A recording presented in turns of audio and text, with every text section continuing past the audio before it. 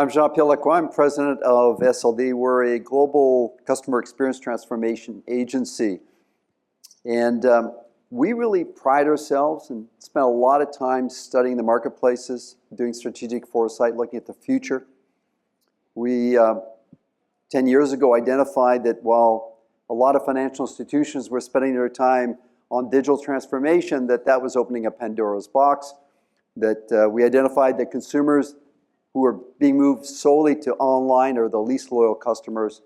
The most loyal customers are those that use all the channels. We then did a study on seamless banking. We knew that the future was not going to be omni-channel, but seamless. We wanted to know, what do consumers define seamless? And then most recently, we did some research on ROI for branches and digital signage. We really wanted to get to the core of what drives profitability and the value branch renovations bring to the organization, because there's always a conversation about cost cutting. And then most recently, we did a study on the future community banking. We identified that hyperlocalization was growing. This need for institutions to better connect to the community was a critical factor in growth. That was our hypothesis. The insights proved to be right.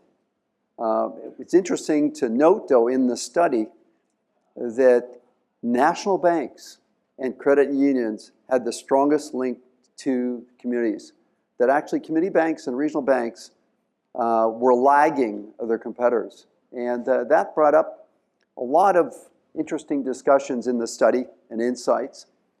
And I'm very fortunate to have two individuals to share their insights on community banking. I've got next to me here Jason Furr. He's EVP of Branch Networks at WesBanco. And then next to him is Kevin Sloan. He's EVP of Head of Retail Banking at KeyBank. So thank you very much, gentlemen, for joining us. We're looking forward to a very vivid conversation about the future of community banking. So let's start with Jason. Tell us a little bit about what you're up to with your institution. Yeah, I'll give you a little bit of my background, and then certainly kind of jump into where WesBanco is in our journey. I've been in banking for almost 28 years now. Again, started when I was 2. So spent 24 years with National City and PNC and in various roles, and then most recently came to WesBanco, where I've spent the last 2 years started in retail strategy, and I'll talk about retail transformation, which is the primary work, and now most recently moved to what we're calling the Office of the Customer. That's going to include product, CRM, sales enablement, network planning, alongside the call center and a payments business for us. But came to WesBanco about 2 years ago. It was kind of one of those things where you kind of look at an opportunity. And the first thing that they really wanted me to do was install ITMs. And I kind of said, okay. So I went out and spent about 3 months as, if you haven't read the Chip Heath book, Reset, please do, because he talks about go out and see it, right? So I spent about 3 months and I went out and saw it. And I came back and said, we don't need ITMs. We flat out need ATMs that work, that accept deposits, and all of our branches that have them, right? So I tell that story because I think a lot of us try to get real far ahead. And really, at the end of the day, if you don't have the basics right, it's hard to get to where you want to get to. So I'll talk a little bit more in a minute about kind of our journey, but I did want Kevin to introduce himself because it's one that we're on through transformation and now heading to modernization, as we're calling it. So I'll talk about that in a minute, but I want Kevin to introduce himself. Yeah, thanks, Jason.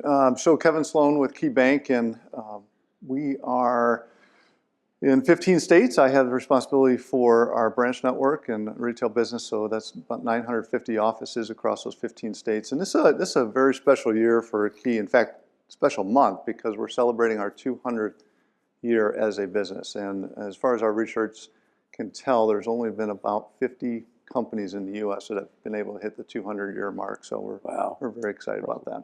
Wow. But great to be with you. That's great. So the question really is, how do you define community banking? Because in the study that we did, there was a lot of confusion amongst consumers. What is actually a community bank? Jason? Yeah, I think the definition of community has really changed, right? I grew up and still live in the same small town. It's I always say where rural America kind of starts and suburbia ends. It's about 30 miles outside of Pittsburgh. And my community that I defined was literally where I grew up, right? In that whatever geography. I think the world today is very different. Communities are defined by church organizations you may be involved in, my kids are playing games with kids all over the world, right? And I'm connected on social media with people I've probably never even met in person, right? Kevin will talk about Peloton, right? There's communities are very different today than I think what we grew up with traditionally. So I think we still, as a bank, consider communities kind of still that whatever square miles, right? I cover places that have Amish hitching posts and are defined not by city names, by counties, right? So it's very different in what people define as their community. So it's not just geographical that I think we've all been kind of caught up into.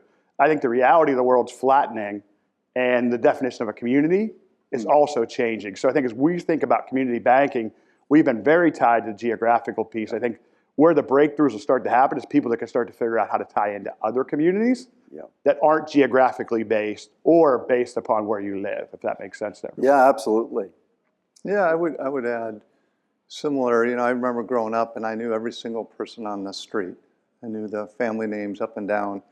I was a paper boy, so I had to go collect it. So that probably helped. But the reality is, I think unfortunately, most people in America now probably know 2 or 3 families on their street. And their community is not the folks next door or down the street, across the street. It's online. It's different affinity groups.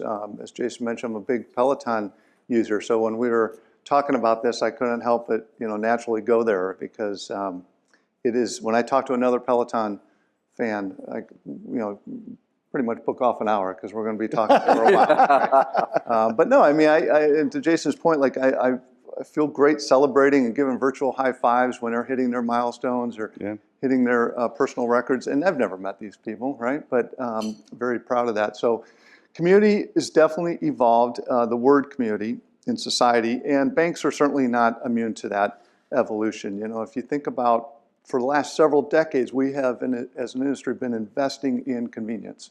We just heard this conversation up here about ATMs, and I think all community banks have been very focused on that as well. And the downside of investing in mobile and web and digital and ATMs is that you've lost a little bit of the human interaction, right? And so when you think about why community banks have kind of lost some of that edge, probably because trying to be like them big national players, right? Maybe a little too much. So I think that creates an opportunity. And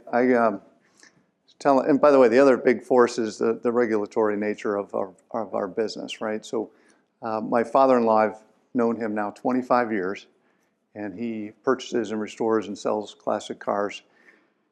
I think this comes up at least once every 6 months, where he tells me, "Oh, banking.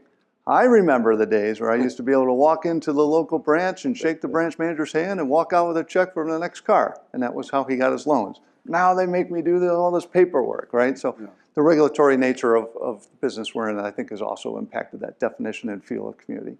Well, it's interesting you both bring this up because when we asked respondents, when you look at which organization provides the most vital sense of community, the banks rank the bottom.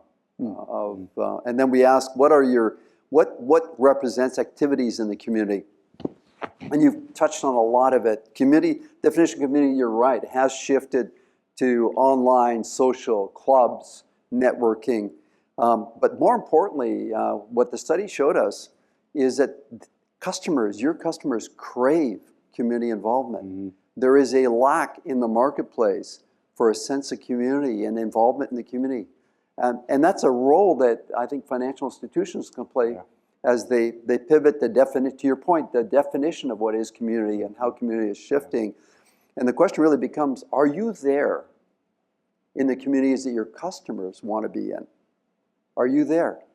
Or is your definition geographical, or is it physical? What's your digital strategy for community? How do you play? Are you at the clubs? Are you at Peloton? Why wouldn't you be at Peloton? Are you in the religious groups? Where are you? Yeah, you may be an ad in the bulletin, but what more can you be if you're really truly part of the community? But great build. So what activities, I'll start with you, Kevin, what activities is your institution doing to be part of the community? Yeah, I think there's 3 things that come to mind. One, it starts with teammates, right? If you want your institution to be and your brand to be aligned with the community or have that feel, it starts with having the teammates, right? There's that old line, your clients will eventually feel how your teammates feel, right? So getting your teammates engaged is very important. The first thing that we do at Key is we have a annual day we call Neighbors Make a Difference Day, where we shut down at least half the branches in the afternoon and all the corporate towers and support units empty, and we go out into the community and just volunteer. And it's everything from painting to pulling weeds. I've done a number of different fun activities over the year, but I tell you, the engagement that it just soars that afternoon. Just our teammates swell with pride knowing that they're giving back in some small way, just a half a day. But it's we're on our 34th year, so this has survived 4 different CEO tenures, and it's just woven in the fabric of who we are. The second thing I'd mention is Key for Women, which we're very, very proud of, and something that we've put a lot of focus in. I think a lot of banks have some sort of women business owner affinity group or some sort of initiative. I often see, though, that they kind of stop with just the marketing of it. And at Key, we've really invested and gone very deep. We have certified advisors, and it's a very arduous process to be certified as a women business advocate.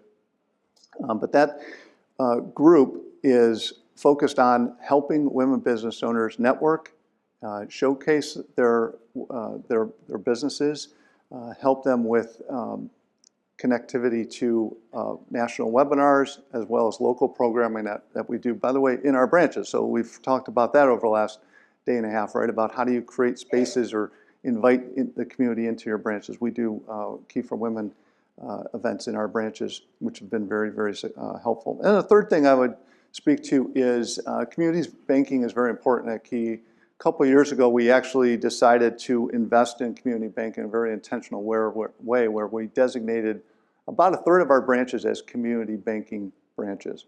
And what that means is we basically identified we have a whole suite of products and services and resources and solutions that are designed to help stand up and really empower the businesses and residents in the communities.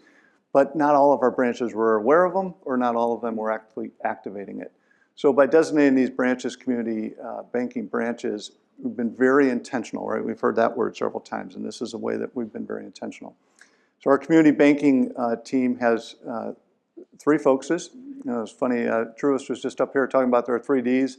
Well, we have 3 Es. So next we'll see what the 3 Fs are. But no, just That's mine. That's right. But it's engage, educate, and empower, right? So that's really the focus of the community branches, is to get out and really engage in that community. Educate. We have a ton of curriculum and resources.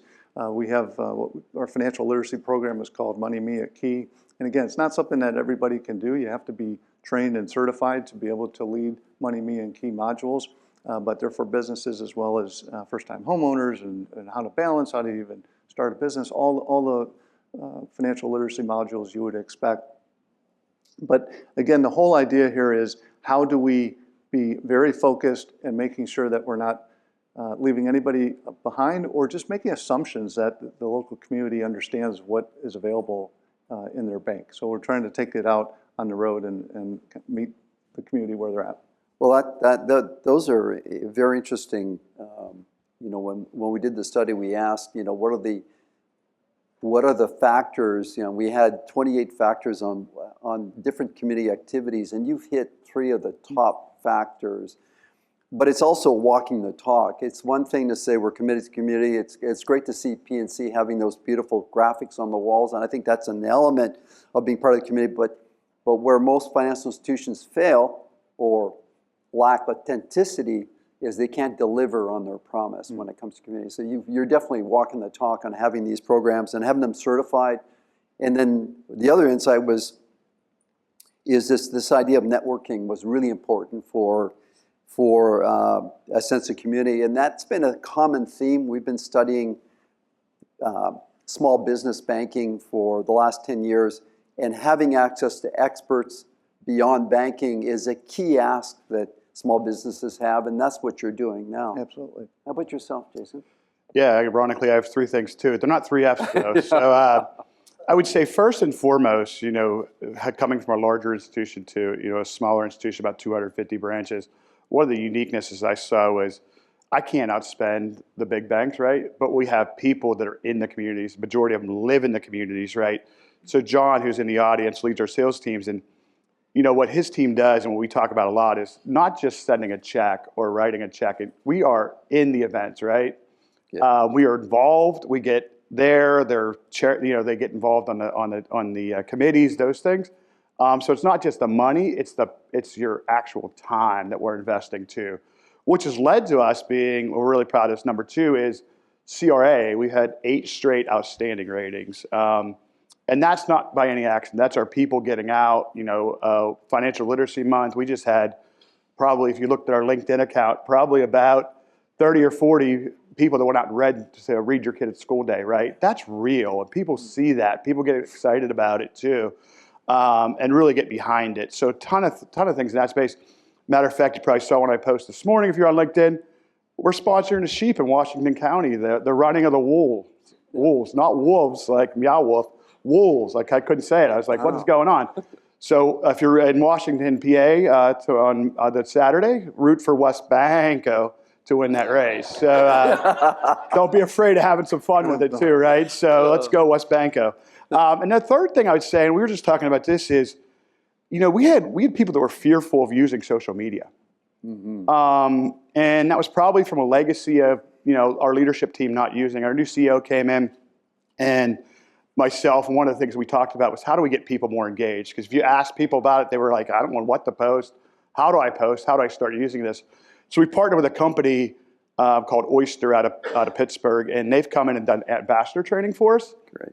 And our presence on social media has been very noticeable, right? I think we went from being probably a small kind of Midwest, West Virginia-based bank to now people probably knowing who WesBanco is. I'm not saying it's the end-all be-all, but what it started to engage is we're also amplifying our community message on there, and then we started on Instagram and other places. So don't be afraid of the power of social media. Your teams may be afraid of it, but if you train them and help them, it's helped us there. And the other not unintended, but the other great consequence of it, we're attracting talent like we've never attracted before, because people are like, what is going on there? What's going on with this Flying W Bank, right? What are they doing, right?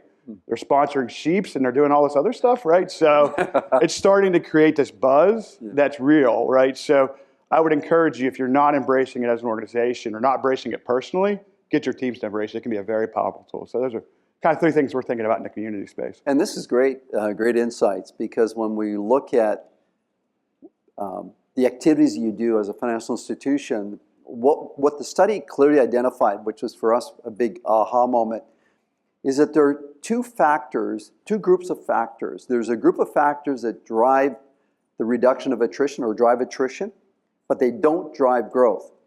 And then there's a series of factors that drive growth. And very few of them overlap between attrition and growth. And so these factors that reduce attrition, they're the fundamentals of your business. They're customer service, product offerings, convenience. We think if we do a really, really good job of these things, we're going to drive growth. That's a fallacy. They don't drive growth. What they do is reduce attrition. The things that drive growth are shareable moments that are tied to community. Shareable moments are tied to community. So the idea, Jason, of engaging your organization in supporting social media, that's really, really important, because we all talk about NPS scores. But what does NPS scores really mean? Right? Net promoter scores. Well, the edge of that spear for a net promoter score is that your customers are promoting you. That's the ultimate test. They become brand ambassadors for your brand. And they need to have a sense that you're tied to them and their communities, and that you're doing things in their communities that they're willing to share. So doing the volunteering, supporting a marathon, these are all things that are shareable moments that demonstrate your commitment to the community. Now, you're not the only ones that have figured this out, because when we did the study, we found out that national banks, they're killing it right now. When you look at their NPS scores, you look at their customer satisfaction and their involvement in the community, they've realized that this is a viable opportunity. And maybe the reason for that is when we ask consumers, if a financial institution was committed to the community, how does that impact your loyalty? And 58% of respondents said that would have a significant impact on my loyalty to my primary financial institution. So I think the big banks are realizing, hey, there's something in this community. There's a vulnerability with community banks and small regional banks that they're vulnerable to lose that sense of community. So let's play there. And JP Morgan Chase is just, focused. They're going to open 30 community institutions. The insight there for me was that they made a commitment in staffing model, like you've done, in having dedicated individuals who are community managers, who are focused on the events and activities in the community. And that's where most institutions fail. Like US Bank, we did a great program. We had these community rooms, and we heard a lot about community rooms. They're the right idea, but if you don't support it with your sales choreography, you don't link it into your staffing model and how they engage with customers, they are going to fail. And so having that manager that's going to manage content that ties to community is critical too.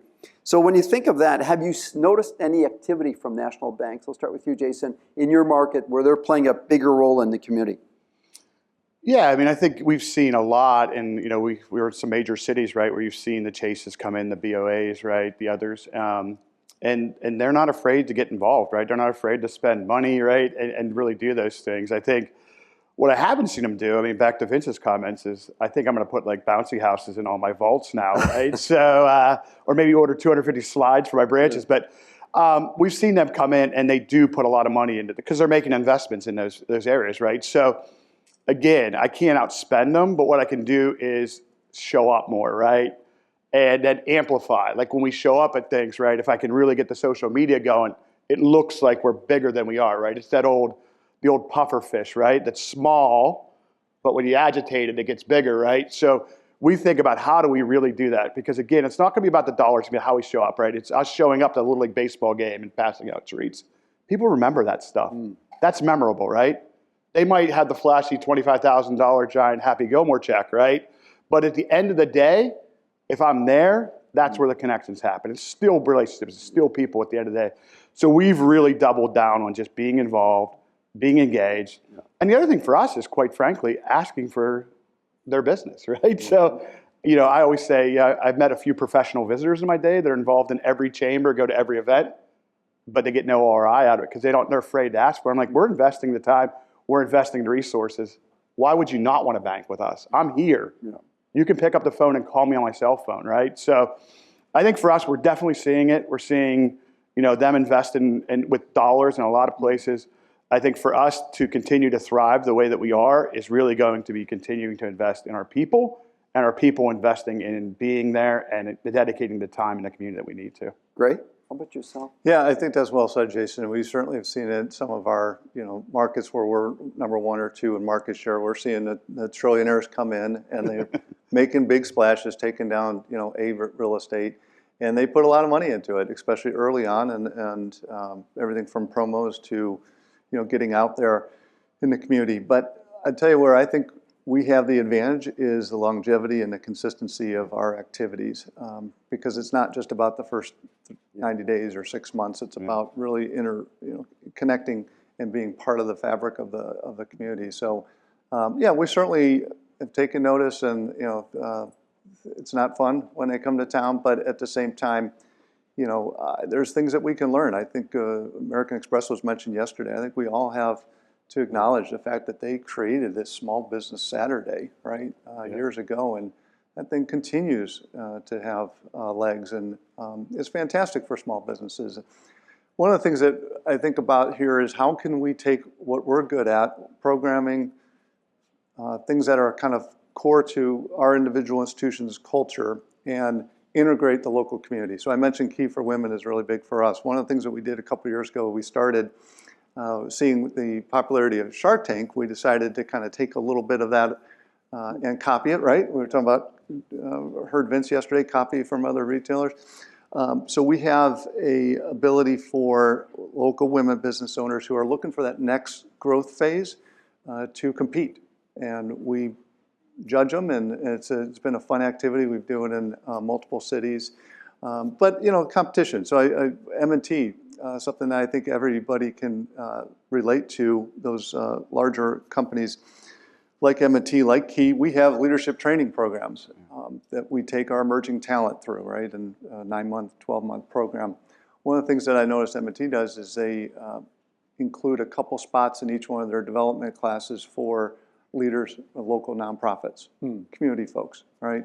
I think that's a fantastic, simple idea that all of us can, you know, again, so it's about like just thinking about things that we're already doing and stepping back and saying, how can we connect differently with the community in mind? Those are great, and I guess we've got just 30 seconds here, so we'll just, if you'd like to, open it up to the crowd and see if you've got any questions for Jason or Kevin. Got one over here. We got 30 seconds. I don't know if I have enough time to get the microphone to you. Just go ahead. All right, I'll just talk loud. My name is Drew Palmer. I'm from Midwest WesBanco. I'm Director of Facilities. I'm recently new to a smaller community bank. I come from Wells Fargo and WesBanco 20 years, and took this opportunity to be more involved with more community-like organization. And so I just had a conversation with our CEO, and I asked him, you know, what are our plans to defend ourselves in these communities when we've got Chase, B of A, and everybody's running in? His response back to me was, well, you know, Drew, I really just see it in the college towns, and really what they're trying to do is get the kids while they're young, sign them up, and sign them up for life. You know, to say, once you sign up, you usually stay with the bank unless that bank, you know, closes, consolidates, whatever it may be. So I'm curious to know, I want to ask you that same question. How are you defending? I know you mentioned, you know, being more involved with the community, but again, they've got a bigger pocketbook. And so just trying to really kind of identify their cards. I'll give you a real quick response. We just doubled down on what we call our A+ checking account. So it's like an early, because what we're finding is kids aren't, you know, we were at a point where college was usually where kids got their first checking account. They're getting it early, right? They're already entrepreneurs by like 12. Like my kids were selling shoes at like 10 years old. I'm like, they're more expensive than my shoes were, right? So they have checking accounts. So we doubled down on like the A+ to try to get the loyal mother and father that we have that have banked with us for 20 years, have been through 4 bank changes, right? Those are the people we're trying to get their kids early on and really give them a lot of bells and whistles, debit card controls, those things, to try to get in earlier so that they have more of a life cycle with us. And we've also really enhanced our checking account offerings, early paycheck access, credit insights, those things, to make them as attractive as they can get other places with the personal touch that we can bring. So we're attacking the children, or I would say younger bankers, early on. Because if you're waiting for college, you're probably too late for a vast majority of them, just transparently. Great. Good. Yeah, no, thank you. Thank you very much. Thank you. Thank you. Thank you. Thank you. Thank you. Thank you. Thank you. Thank you.